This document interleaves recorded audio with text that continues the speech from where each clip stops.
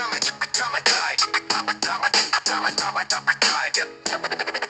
1995, Tupac Shakur was at his lowest point.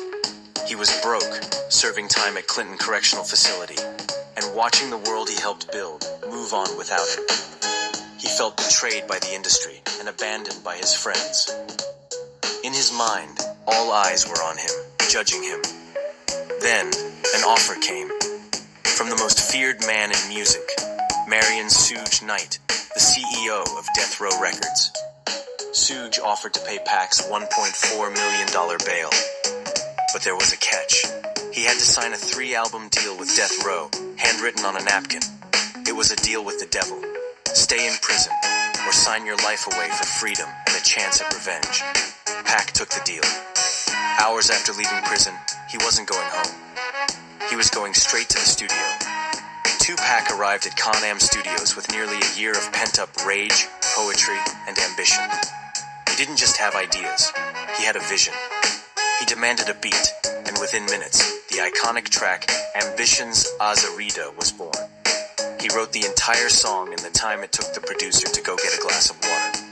This was the pace for the next 2 weeks. Pac was a creative hurricane, often completing 3 or 4 songs a day. He practically lived in the studio. Hid for months, and now the floodgates were open. He wrote about his paranoia, his enemies, his lust for life, and his defiance against the system that locked him up. He was fueled by Hennessy, weed, and a relentless desire to prove everyone wrong. The producers could barely keep up. The result was so much incredible material that Suge Knight suggested making it a double album, the first of its kind in hip-hop. Released in February 1996, All Eyes on Me was a commercial and critical juggernaut. It was an unapologetic celebration of survival and success in the face of hate. The album debuted at #1 on the Billboard 200, selling over 500,000 copies in its first week. It cemented Tupac as the biggest rapper on the planet. It was his magnum opus, the ultimate statement piece. The All Eyes on Me he felt in prison was now a reality, but this time, it was on his terms.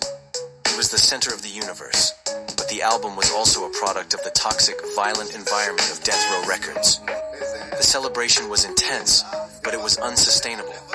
All Eyes on Me would eventually be certified Diamond, a landmark achievement in hip-hop. It was the peak of his career.